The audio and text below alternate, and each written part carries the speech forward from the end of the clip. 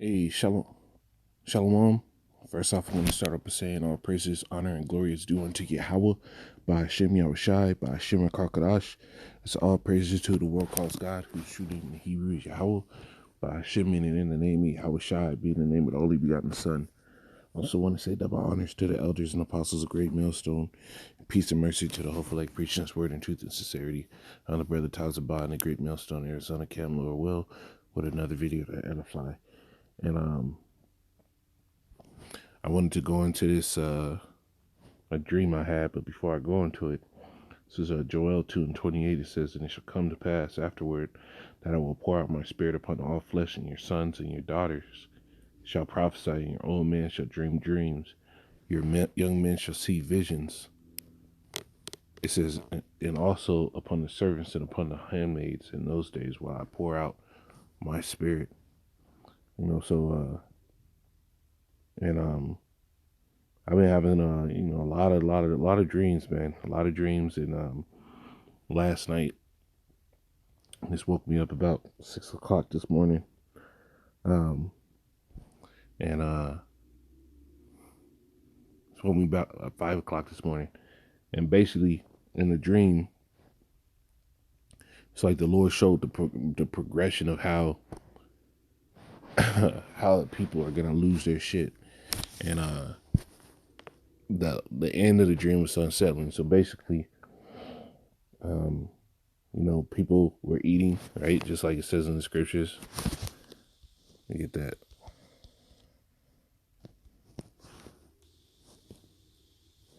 This is Matthew 24 and 36. It says, but of that day and that of that day and hour knoweth no man, no, not the angels of heaven, but the Father only. But as the days of Noah were, so also the coming of the Son of Man. So shall also the coming of the Son of Man be. For as the days that were before the flood, they were eating and drinking, marrying and giving in marriage until the day Noah entered into the ark, and knew not until the flood came and took them all away. So shall the coming of the Son of Man be. And this is exactly what I saw in the dream. Right? It was business as usual, right? For a great majority of people, and then slowly but surely, scuffles started to intensify, right? Even to a certain point where I had to dip and dodge and run in everything, and it's like it went to a fever pitch, and all you can see is all the prices on everything were sky high, right? The prices were just like unmanageable. Nobody can sit here and live like that, right? And then at a certain point, it went from the prices being sky high to the amount of food on the shelves lowering, right? So then people started rioting, going against the governments, pissed that they couldn't get food, right? Pissed that what they had wasn't enough, and then they started fighting against each other, right? They started fighting against each other. Then they started looting and stealing.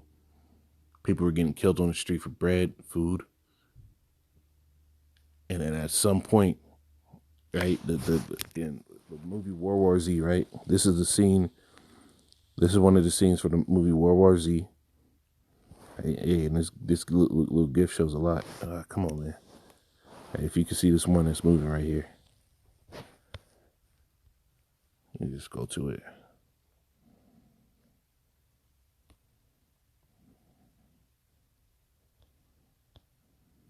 Right? This is exactly how it looked in the dream. Exactly how it looked. People were going wild towards the store, killing each other. The store aisles still had a little bit of product, but people weren't really worrying about paying it because it was lawlessness, straight lawlessness. Right? They knew their money wasn't gonna. They knew what they had, as far as money wasn't gonna be enough. But still, even in this, people were still eating and drinking like normal, kind of, and then it intensified again to where this kicked up, and now there's little to nothing on the shelves. Very, very little to nothing on the shelves. And once that little to nothing was gone, everybody, it was crazy. It's like everybody basically stopped fighting, walked away, went back to their own places, and and all you see is that nobody's money mattered to them anymore because it wasn't worth anything anymore. It's like the market crashed, the dollar was gone. It was gone. Nobody gives a fuck about the dollar anymore. But at the end, when that stuff happened, right, and the store was cleared out, all the shelves were empty. You walk down the street. When I walked down the street in a dream, nothing else was there. No stores were open. If the stores had a light on, there was nothing in there. Nobody cared about what was going on. The store was in shambles. Nothing mattered. But the eeriness in the air in the dream was so cold at the end because it was so, everything was destroyed. Everything was just normal life, normal living was gone. But the quietness in the air was so unsettling because you felt like if you made too loud of a noise, somebody was going to come and find you. And you knew at that point it was over.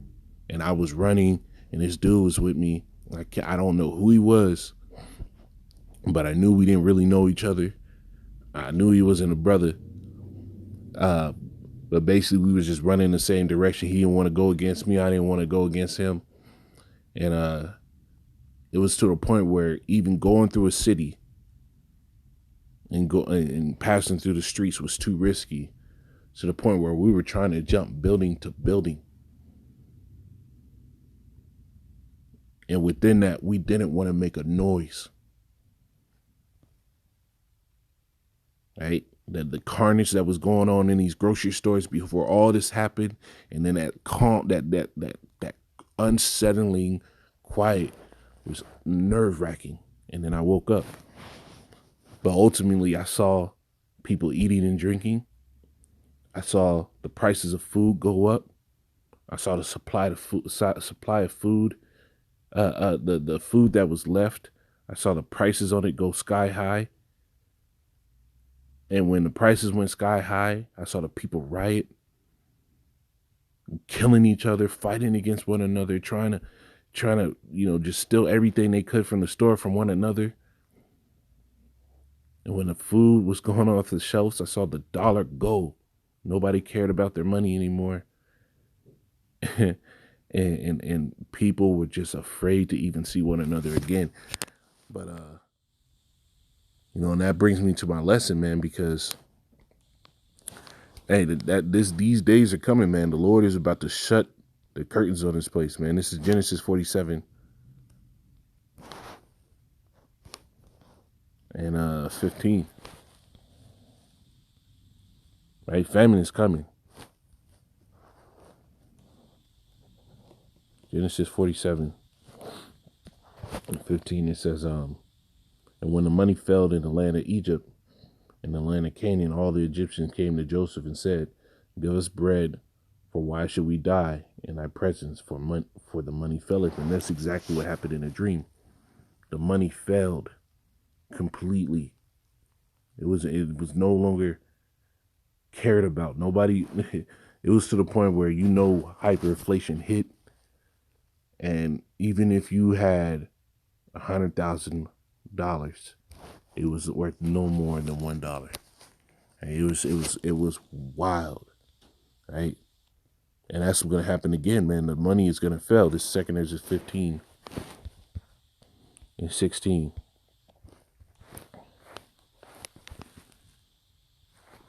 It says, for there should be sedition among men and invading one another. And I saw this. These people were at each other's throats.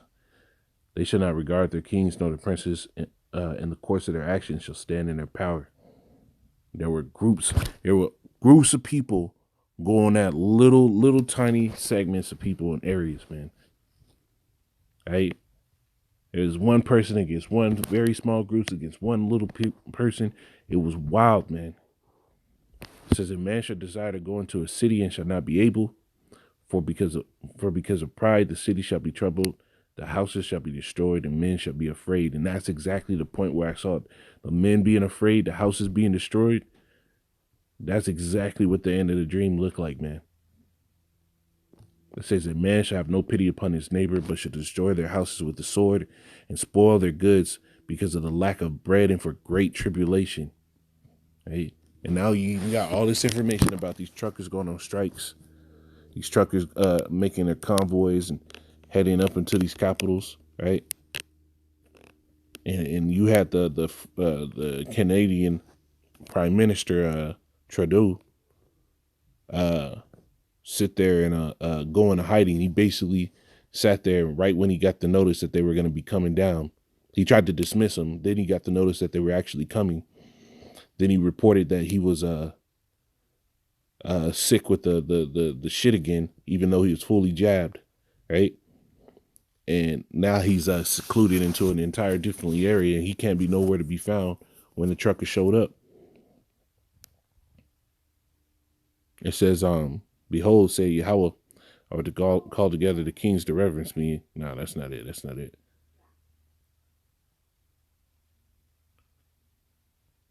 You know, but basically that was going on in a dream, man. The sedition, invading one another. It was wild, man. This is Joel 2 and 1. It says, blow ye the trumpet in Zion and sound an alarm in my holy mountain. Let all the inhabitants of the land tremble, for the day Yahweh cometh, for it is nigh at hand. And that's exactly what it felt like. When I tell you that eerie silence was real, it was the type of silence where it wasn't peaceful, it wasn't calming. It was the most wearisome silence ever. Because if anything broke that silence, your heart would start beating, man. It says a day of darkness and of gloominess, a day of clouds and thick darkness, as the morning spread upon the mountains, a great people and a mighty strong. There had never been the like, neither shall there be any more after it, even to the years of many generations. Right? That second verse basically is going into the nuclear destruction. But hey, the day of the Lord, man, is darkness and gloominess, man. It was really, you know, in the skies and everything in the dream, man, it was all dark and gloomy. It went from a normal looking day to more and more cloud covered, more and more overcast, and it was not what's gonna happen. It's gonna be terrible. The Lord, the scriptures talk about they shall snatch. Let me get that. This is Isaiah 9, and I'll start at 18. So wickedness burneth as a fire.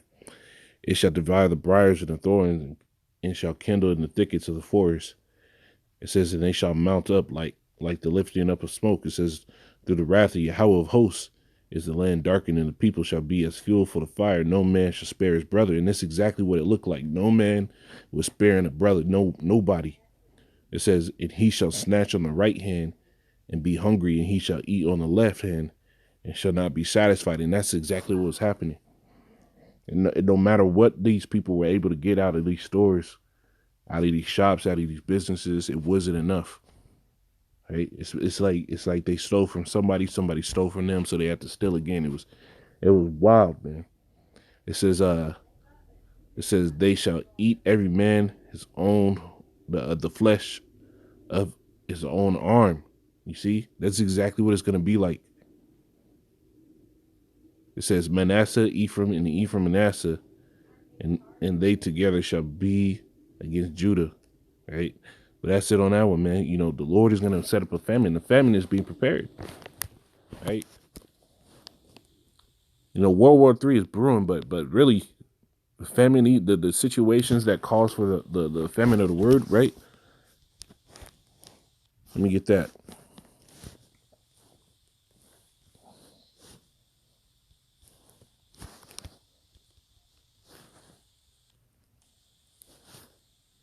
This is 2nd Ezra 5. Right? This is the situation that calls for famine of the word. It says start at 8.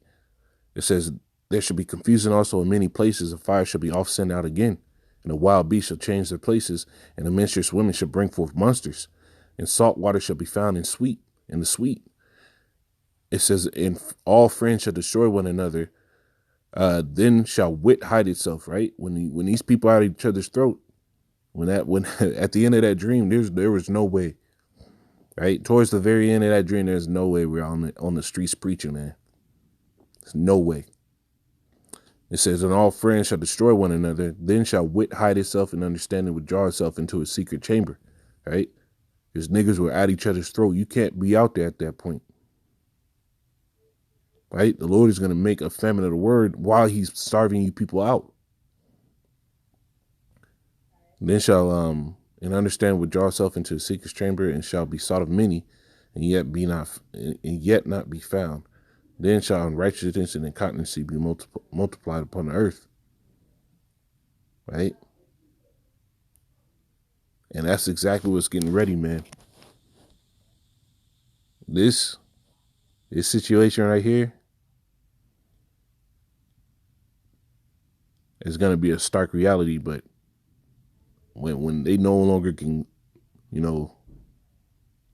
roll through these stores like this and get even hoping of anything, that's when your mind should be in a position to be like, damn, right? What now?